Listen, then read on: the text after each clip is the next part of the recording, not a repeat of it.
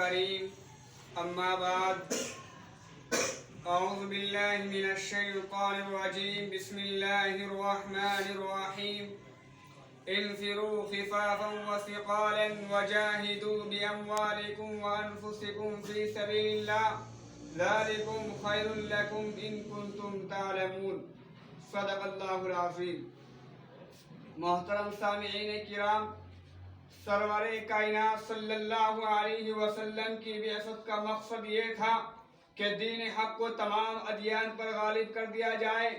جیسا کہ اللہ تبارک و تعالی نے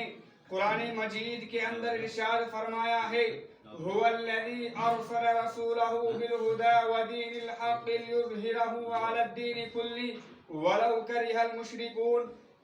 وہ اللہ وہی ہے جس نے اپنے نبی کو ہدایت اور سچا دین دے کر بھیجا ہے تاکہ اس دین کو تمام ادیان پر غالب کر دیا جائے، گویا مشرکوں کو کیسا ہی گرا گزرے۔ مسلمانوں، ایک وقت وہ تھا کہ دنیا کے ظالموں نے، اسلام کے دشمنوں نے، رب کے باغیوں نے یہ تصور کر لیا تھا کہ رب کی بنائی ہوئی سرزمین پر 360 خداؤں کی عبادت کی جائے گی، سورج کو پوجا جائے گا، دریا اور سمندر کو رب مانا جائے گا، لیکن رب نے بھی اعلان کر دیا تھا کہ 360 خدا کی نہیں بلکہ ایک رب کی عبادت کی جائے گی۔ دنیا کے ظالم، ہم نے رب کا نام جب بھی لیا تھا جب دنیا نے اس رب کے بھیجے ہوئے نبیوں کی آواز کو دبانے کی کوششیں کی۔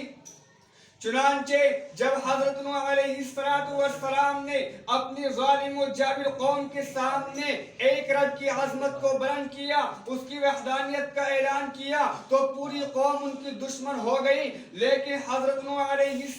السلام نے اپنی رب کی وحدانیت کو نہیں چھوڑا۔ اور جب حضرت ابراہیم علیہ السلام نے نمرود جیسے ظالم و جابر بادشاہ کے سامنے ایک رب کی عظمت کو بیان کیا تو نمرود نے کہا کہ خدا میں ہوں، رب میں ہوں، پان نہار میں ہوں۔ حضرت ابراہیم علیہ السلام نے کہا کہ نہیں، تو خدا نہیں ہو سکتا، بلکہ خدا تو وہ ہے کہ جس نے کائنات کو بنایا ہے اور تجھے حکومت دی ہے۔ خدا وہ ہے جو شجر حجر کو وجود دیا، جس نے شجر حجر کو وجود دیا، اور خدا وہ ہے کہ جس نے مجھے زندگی دی ہے۔ لیکن نمرود نے وآخر دعوانا الحمدللہ رب العالمین۔